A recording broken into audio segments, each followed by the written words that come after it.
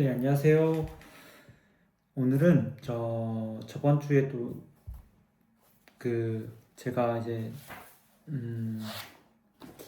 손자문법에 대해서 같이 여러분들과 투자 관계에 대해서 이야기해봤는데, 오늘은 제가 읽었던 책이 이제 동양 고전을 좀 요즘에 많이 읽어보는 것 같은데, 이 맹자라는 책이죠. 맹자 사람의 길이라는 책인데, 사실 이거는 이제 맹자 책을 이제 도올 선생님이 이렇게 자기의 어떤 줄을 해서 이제 만든 책이죠. 그래서 이 책을 읽으면서 맹자에 대해서 저의 생각도에 더해 이제 선생님의 도올 선생님의 그 견해를 엿볼 수 있는 아주 중요한 기회가 되고 있습니다. 그래서 이 책을 읽으면서 우리가 이 맹자에 대해서 좀 더 명확하게 알게 되고, 그리고 그것이 어떻게 삶에서 적용돼야 할까라는 고민들을 많이 해보게 됩니다. 그러기 위해서는 일단은 지식적으로 상당히 잘 출발해야 된다는 점을 알고 있어요. 그러니까 올바른 지식이 서 있지 않는 상태에서는 올바른 지혜가 나오기 어렵기 때문에 여기에 나오는 이제 도선생님도 맹자에 대해서 이제 그러니까 맹자라는 인간, 맹자가 뭐 추나라 사람인데 이 추나라는 사실 노나라에 가까운 나라고 원래는 이제 제후국이 아니었지만 나중에 제후국으로 봉해지면서 그러면서 노나라에 나중에 흡수되었고, 맹손씨에 대한 어떤 그 당시 어떤 뭐 부패한 어떤 정치인 뭐 후손이다라는 썰도 있지만 아니라는 썰도 있고, 그러니까 정말 다양한 종류의 일화들이 있지만 사실상 실질적으로 입증된 바는 없다. 하지만 우리가 그런 입증된 바는 없지만 그러한 여러 가지의 맹자에 대한 어떤 기록들은 우리가 공부를 하면서 맹자에 대한 아예 무에 대한 그림보다는 어느 정도의 그림을 그려야 하는 측면에서 맹자를 돈 선생님이 치밀하게 참 파고들었다. 그래서 그냥 우리가 팩트나 혹은 신뢰할 만한 정보로는 이제 맹자라는 사람이 유년 시절의 분위기와 환경은 이제 이게 춘추 시대를 넘어 전국 시대를 향해서 가는 시대였고, 그렇기 때문에 강한 자가 살아남는다는 논리로 세상이 많이 움직였었고, 그러다 보니까 어떤 인간의 인격의 함양을 통한 어떤 시스템을 마련하기보다는 시스템을 통해서 인간을 인격을 함양해야 된다라는 어떤 좀 같아 보이긴 하지만 완전 전혀 다른 지론을 내주고 있거든요. 그게 이제 그 당시에 팽배했어요. 왜 그러냐면 서쪽에 진나라가 가장 강력한 나라였거든요. 사실 뭐 그럴 수밖에 없는 게 서쪽 자체가 지금 뭐 우리는 옛날에는 나라들이 교류를 안 했다고 하지만 사실 자료를 찾아보면 끊임없이 서쪽은 오랑캐라든지 외부의 사람들과 교육을 많이 하게 됐고, 그게 이제 뭐 페르시아나 이런 사람들과 교육을 하게 됐고, 그러다 보니 상당히 뭐라고 하면 될까? 그 진나라의 문화적 교류가 활발했고, 그러다 보니까 거기에서 있던 리더들, 진나라의 진목공인가 하는 사람이 이제 그 상황인과 함께 만나면서 그 진나라의 어떤 법 체계를 확실하게 만들어가면서 진나라가 강국이 되었기 때문에, 그런 법을 어떤 제도와 솔루션이 그게 있으면 나라가 부강해질 거라는 그 시대적 요구 상황 속에서 맹자라는 사람이 활동을 했고, 그 맹자도 우리가 이제 흔히 알다시피 이제 맹모 삼천지교로 통해서 어머니에 대한 교육적 철학이 심도 있게 담여져 있다. 뭐 후대에서 꾸며져 있는 이야기일 수는 있겠지만 그러한 포인트들을 우리가 명확히 알고 맹자란 텍스트를 접해야 한다라는 게 이 책이 거의 한 400페이지가 넘는데도 거의 한 3분의 1가까지를 차지하는 부분이었습니다. 그러니까 이런 걸 읽으면서 우리가 어떤 텍스트, 물론 고전뿐만 아니라 그 작가에 대한 삶의 이해와 그 작가가 왜 이런 의도로 이 책을 구성했는지는 우리가 정말 책을 출발할 때 굉장히 중요한 메시지라고 생각이 듭니다. 그래서 이런 어떤 맥락으로 책을 읽으면 당연히 대화할 때도 도움이 되는 것 같아요. 왜 그가 그러한 말을 꺼냈는가?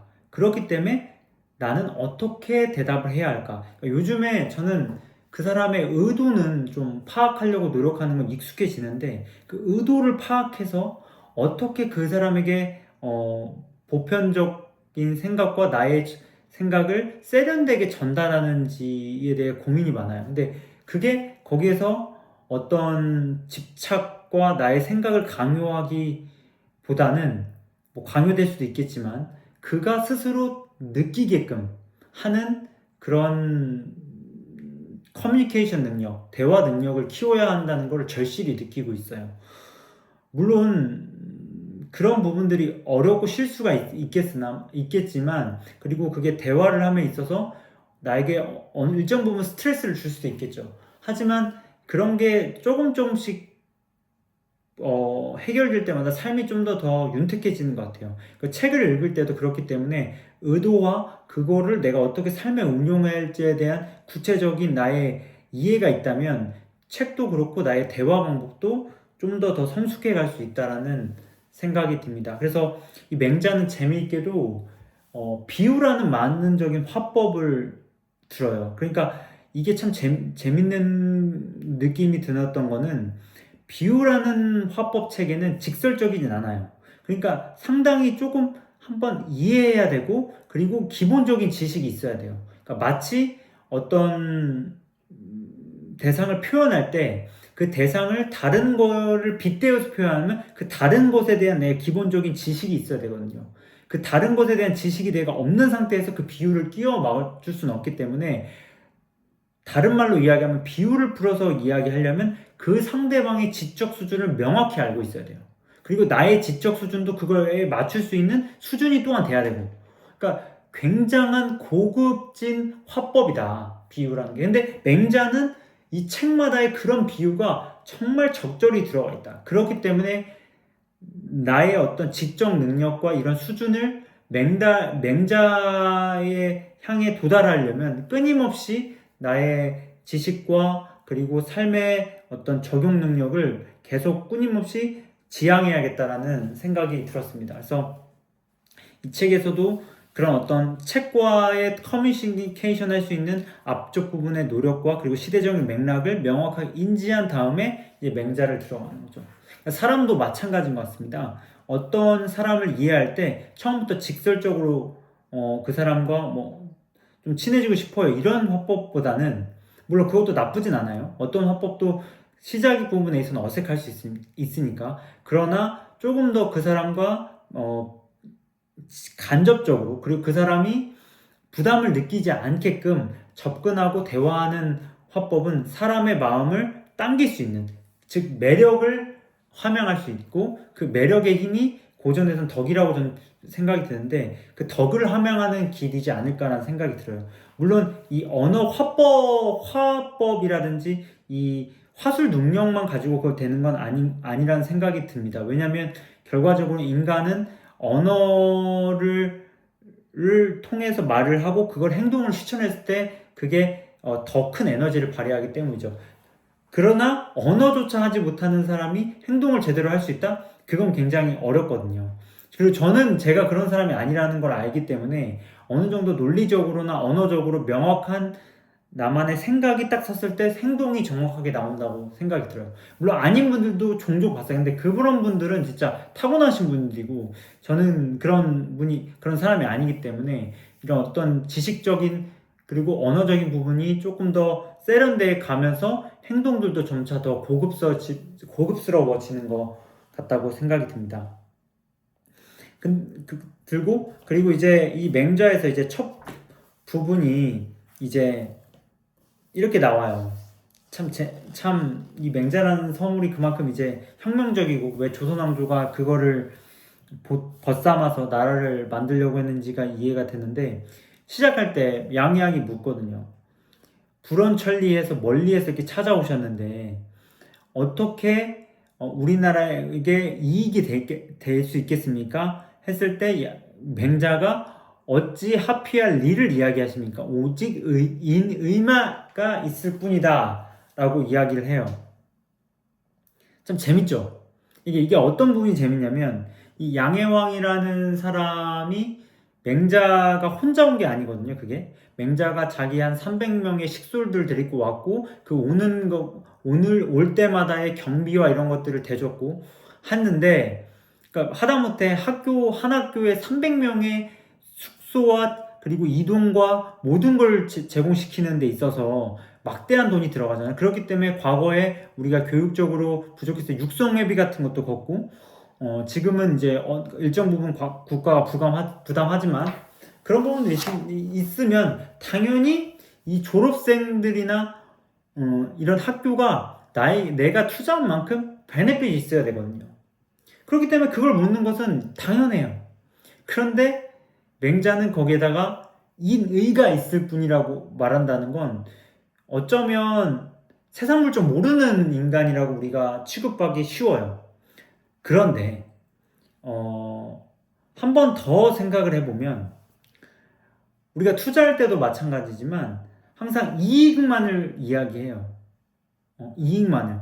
그러면 이익만을 이야기하면 투자라는 건 항상 오르고 떨어지기 때문에 떨어지는 순간에서는 내 원칙이고 나발이고 다 도망가게 되거든요.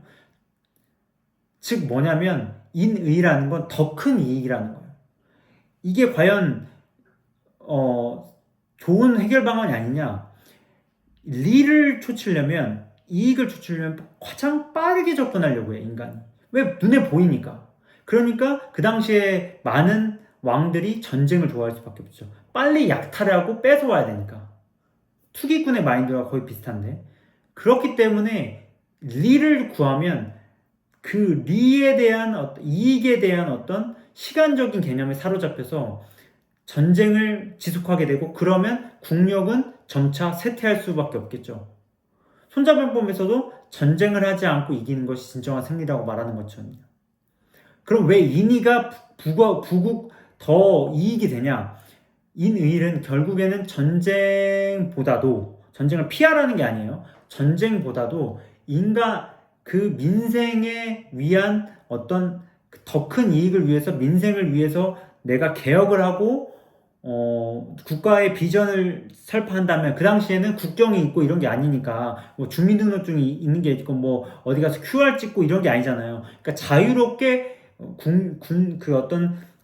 그 민중들이 움직일 수 있었단 말이에요. 그렇기 때문에 소문과 어떤 로맨스로 인해서 저 나라가 좋다고 하면 그 나라로 확 옮길 수 있는 가능성이 매우 유동성이 큰 시국이에요.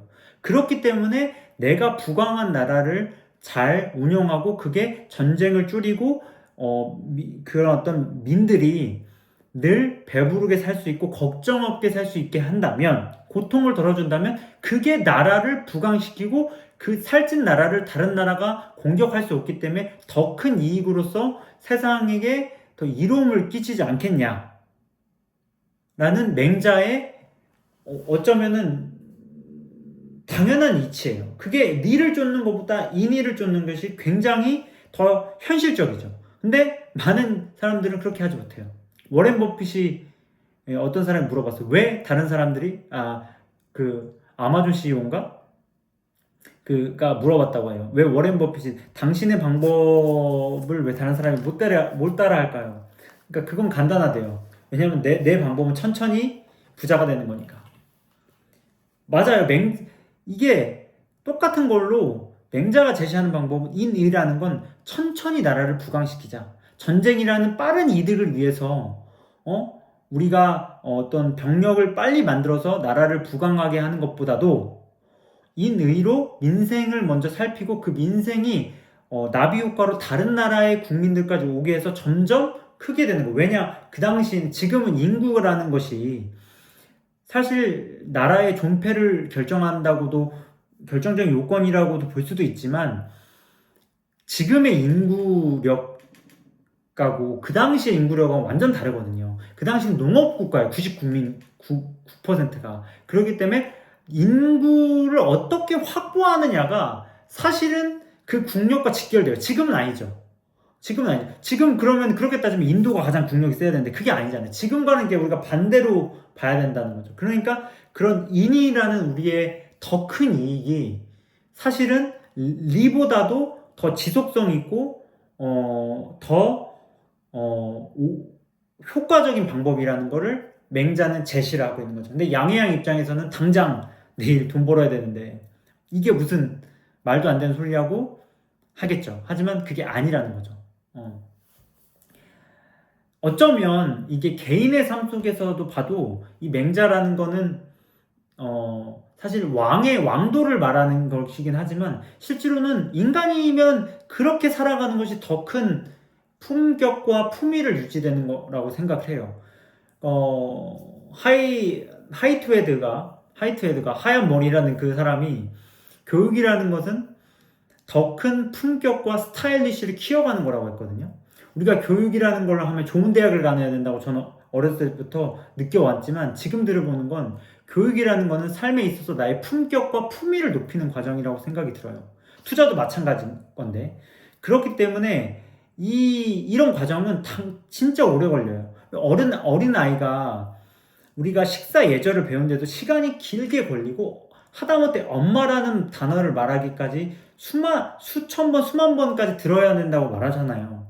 그런 것처럼 정말 반복과 시간이 걸리지만 그것이 함양되고 나아갈 때는 오히려 더 크게 그리고 더 큰 사이즈로 세상을 살아갈 수 있다는 거죠. 그러니까 이 맹자를 읽으면서도 어떤 게 나를 지속할 수 있는 이익이냐라고 봤을 때 인의를 제시하는 맹자가 정말 더 현실적이고 인간을 긴 안목으로 봤을 때에 가장 명확한 대답을 제시한 것이 아닐까라는 생각이 들었습니다. 그리고 그 제시를 했던 것은 그 당시에 합종 연예인이 음양간이 해가지고 어떤 전략과 전술을 가지고 나라의 전쟁으로서 부강하게 하는 그런 것을 제시하려는 것보다도 인간의 품격과 품위로서 만드는 정책이 더 이익이 된다라는 그 맹자라는 그 방법이 정말 시대에게는 아주 우리가 한번 맹자라는 서문을 계속 읽고 곱씹어야 하는 문구라고 생각이 듭니다. 물론 삶이 어려워요. 그러니까 이 맹자에서도 나오셨다시피 항산이 있어야 어느 정도 먹고 살아야 인간은 항심 즉 그 너그러운 마음이 생긴다. 다른 말로 이해하면 곳간에서 임신난다는 거예요.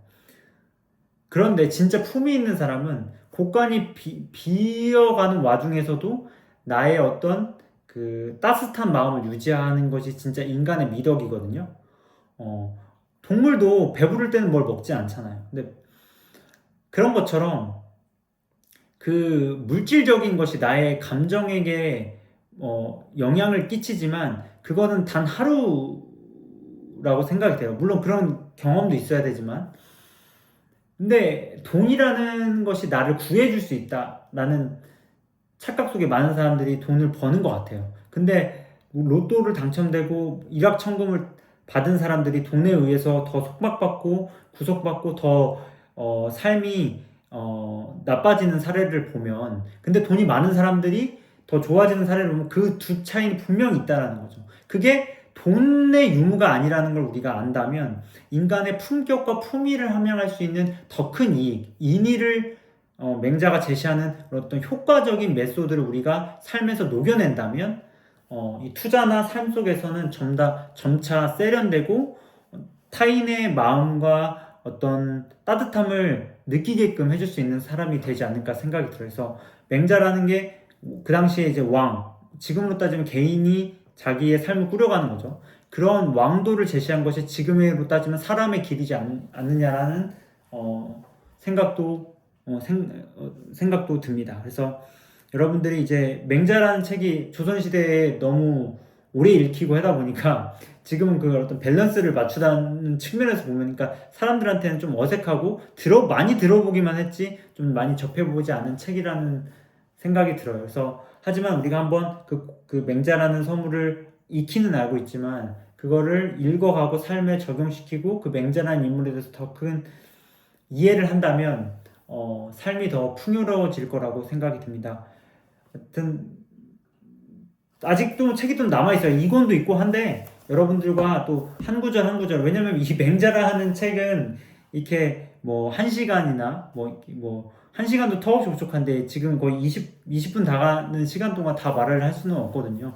그래서 제가 또 다 읽으면서도 여러분들과 함께 공유할 수 있는 업구와 그리고 같이 생각해 볼 수 있는 그런 어떤 생각해 볼 수 있는 부분들을 갖고 와서 공유해 봤으면 좋겠습니다. 날씨가 점점 추워지는 것 같아요. 아직 대안까지는 오지 않아서 아직 추위가 더 지속될 텐데 감기 조심하시고 건강 조심하시고 항상 늘 평안한 하루가 되셨으면 좋겠습니다. 감사합니다.